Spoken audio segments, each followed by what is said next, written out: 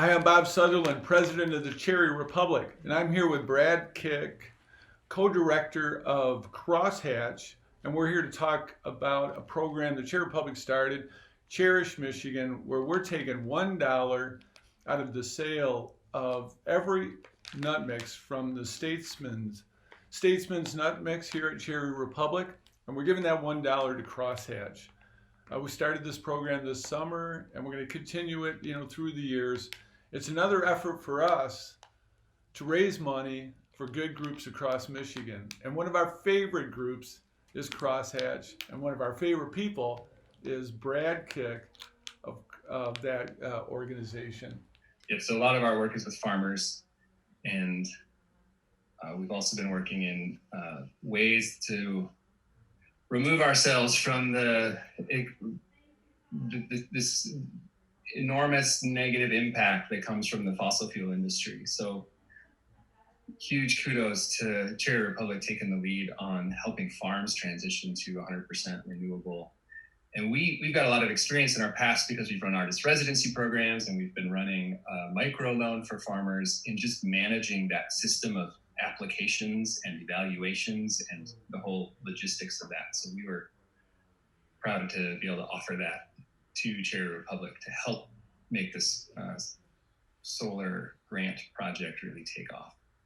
And so, yeah, we've been doing that for 2 years, and feel like we got a lot of farmers into the system and through the system and helped them navigate some of the complexities, because it's not as easy as just filling out a couple pages. It's really about doing the homework ahead of time and working with the solar installer and figuring out your budget and your energy needs, and there's quite a lot to do. So I feel like it's been a really good partnership, and it seems like it's just picking up momentum right now.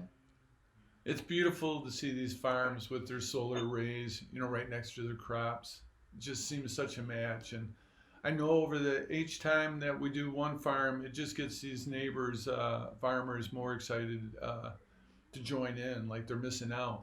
And that $5,000 grant is just that right amount uh, for it to be a no-brainer for all these small farms. Yeah, there's even the solar world, there's state level and federal level and sometimes even regional level, depending on your power company. There's solar credits or tax incentives or buyback, and it all shifts over time depending on what the lawmakers are figuring out or what the energy companies are figuring out. So this was like so clean, just a really simple enticement for a farmer to get into that. I think that's why it's been so successful. Yeah. And tell me what else Crosshatch has been, and how what's up exciting about the years to come. Yeah, so I don't know if you noticed, but we've got this COVID thing on. So we really, in April, March, as that was all kind of coming together, it was mid-March, and Amanda and I were talking about some of the shows, some of the music concerts we were gonna miss. Like, this isn't gonna happen. And then immediately realized, there's a whole lot of artists who are not gonna get paid. And then I think for a lot of us, this moment where you realize that this thing that's happening a month from now isn't going to happen, and then you realize the thing that's 2 months, and kind of understanding and anticipating.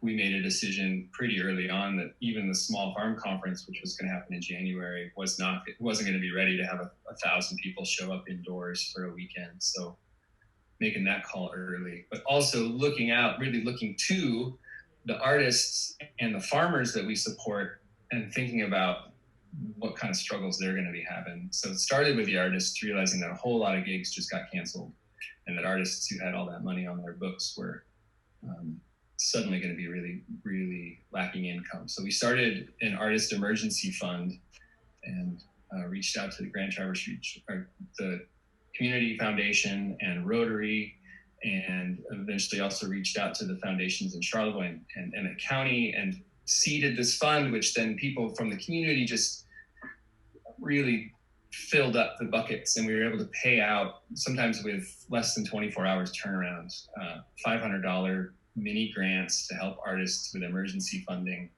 knowing that they were losing all that income. So that felt like a good early response. Not only like it's $500 is not a ton of money, but in the same way, it's enough to help them realize that they're being seen and supported, and kind of get them past that next rent check or that car repair.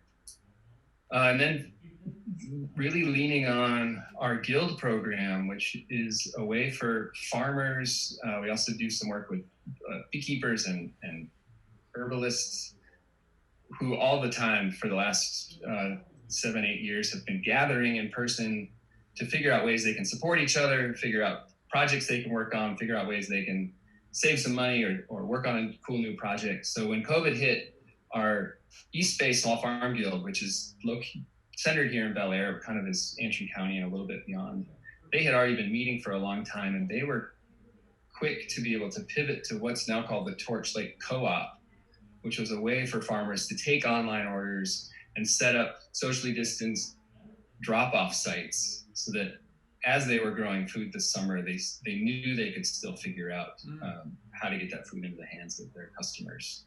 And we felt like we don't take responsibility for that co-op. Like there's a lot of hard work on behalf of those farmers to set all that up, and it's not an easy thing to do. But really feel like kind of what you're saying, where the farmer sees their neighbor with the solar panels, it's the same thing. The farmer sees it when they actually come together and even if it's just sitting over a beer and talking, they can start to solve more problems than they could just sitting at home. Mm-hmm. I've always loved that you guys are really just so connected into the rural community, and in our nation, our politics, it's we're such a urban and city dominated, that's how it seems most of the power, most of the, is in that area, and the rural is, more challenged, and we haven't figured out, how to balance that out. Yeah. But I like how groups are starting to look to you and other areas, are looking to Crosshatch. It feels like there's more of this sense that you don't have to just do one thing. I feel like when we started 15 years ago, people were like, why do you support artists and farmers? Why are you talking about local economy and ecological awareness and concern? And it feels like more now that's starting to make more sense, and we're seeing more of that happen. And yes, and yeah, we say we support people who didn't listen to their guidance counselors. Mm-hmm. And we're so lucky that they didn't. And I think there's maybe an older image of a farmer that doesn't apply.